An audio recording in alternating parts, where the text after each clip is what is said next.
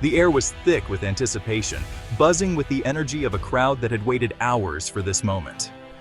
On a sweltering July afternoon in 2025, the sun beat down relentlessly, but spirits remained high.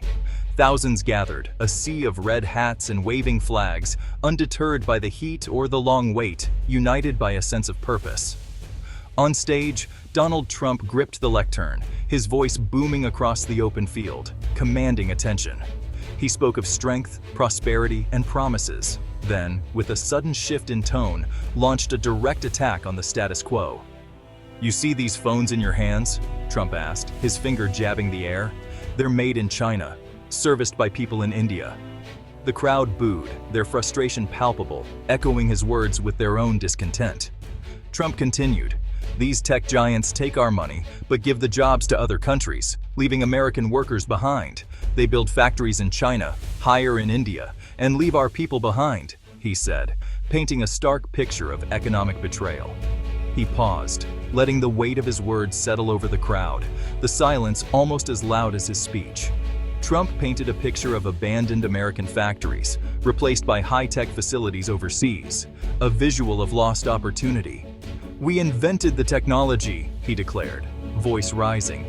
"We should be building it here." "But politicians let it happen," he accused, his words sharp. "They let globalist CEOs get rich while our towns got poor," he said, highlighting the growing divide between Wall Street and Main Street. The crowd roared, their anger finding a voice, their cheers swelling in agreement with every word. Trump wasn't bogged down in global supply chains or tax codes. He spoke to a feeling, a sense of loss, the American dream, outsourced and slipping away. "Well, I'm here to tell Tim Cook and all the others. Those days are over," he declared, drawing a line in the sand. "We're bringing those jobs back home where they belong," he promised, his words met with thunderous applause. The promise hung in the air, a declaration of economic war on a system he claimed had failed them, and a vow to restore what was lost, igniting hope in the crowd. What fuels this rhetoric? Why do these debates about tech and jobs keep resurfacing in political conversations? For decades, American tech companies have built a vast, interconnected global network for both production and services, shaping the way the world does business. China became the world's electronics factory. Apple, Dell, HP, and countless others rely on massive Chinese manufacturing hubs like Shenzhen to bring their products to life. Foxconn and other manufacturing giants mobilize hundreds of thousands of workers to assemble millions of devices with incredible speed and efficiency, meeting global demand. Lower labor costs, a highly skilled workforce, and strong government support made China the undisputed center of tech manufacturing, attracting investment from around the world. Meanwhile, India emerged as a global hub for IT, software development, and customer support, transforming its economy and workforce. Outsourcing to India allows 24/7 support at a fraction of US costs. Giants like Infosys and Tata hire millions for coding, managing databases, and providing customer service to clients worldwide. Today, a single smartphone might be designed in California, assembled in China, and supported by a team in India, reflecting the truly global nature of modern technology. This globe-spanning machine is now standard for tech, a system perfected over 30 years, connecting continents and economies like never before. Trump targets this system, seeing it as a hollowing out of American industry and a key reason for lost jobs at home. The success of tech giants is deeply intertwined with these global practices. Practices, he argues, have weakened America's economic core, sparking fierce debate about the future of U.S. industry. Trump's criticism of big tech's global reach is a cornerstone of his America First doctrine, reflecting his belief that American interests should always come before those of multinational corporations. This idea is central to his America First ideology, which prioritizes national sovereignty and economic independence above all else. Trump views the international system as a zero-sum game. Every job created in China or India, he argues, is a job lost for American workers back home. This message resonates deeply with those left behind by globalization, especially in communities hit hard by factory closures and job losses. Trump openly questions the loyalty of companies that move production overseas, insisting they owe a debt to the country that enabled their growth and success. He frames manufacturing abroad as a betrayal, arguing it weakens America's industrial base and makes the U.S. dangerously dependent on economic rivals. Trump points to what he calls unfair advantages: China's government subsidies, currency manipulation, and lax regulations that undercut American businesses. Outsourcing to India, he claims, is a race to the bottom, driving down U.S. wages and eroding the American middle class. His solution is bold: level the playing field, disrupt global trade patterns, and bring good-paying jobs back to American soil. The message is simple and direct. If it's sold in America, it should be made in America, supporting American workers and families.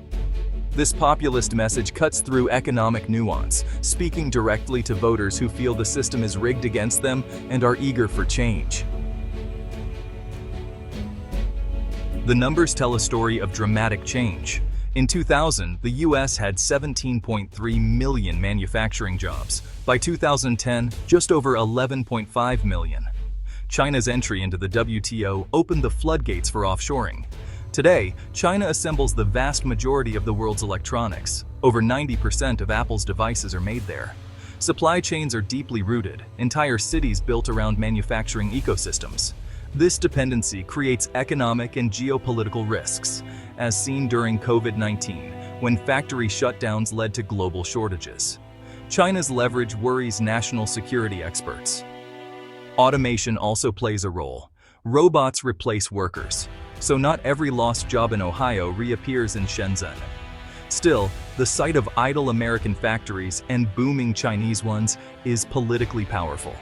The data provides a factual basis for the emotions Trump taps into. Outsourcing to India is as significant as manufacturing's shift to China, but in tech services. Since the 1990s, India's educated, English-speaking workforce and low costs attracted American companies. Today, India's IT sector employs millions and generates over $250 billion in revenue, mostly from the West. The work now includes software development, analytics, and financial services, not just call centers. Many U.S. tech roles, especially in programming and support, have moved overseas, impacting American job prospects and wages. While India's growth is impressive, it's contributed to wage stagnation and job insecurity in the U.S. Trump's criticism leans on these facts, arguing that good-paying jobs have been given away. Tech companies defend their global strategies as economic necessity. Manufacturing in China allows for the scale and efficiency needed to keep prices affordable. Accessing a global talent pool drives innovation. Engineers in India, designers in Europe, marketers in South America. They argue they still support hundreds of thousands of high-paying U.S. jobs in research, design, and retail. Local presence in China and India is often required to access those markets. The modern supply chain is a web, not a line. Reshoring everything is impractical and could stifle innovation. Their solution invests in high-skilled jobs and advanced manufacturing at home, not turn back globalization. For millions of American workers, globalization is a lived reality of displacement. Imagine a worker with 20 years on a Midwestern assembly line. Then the factory moves overseas. Suddenly unemployed, their skills don't transfer easily to the new economy.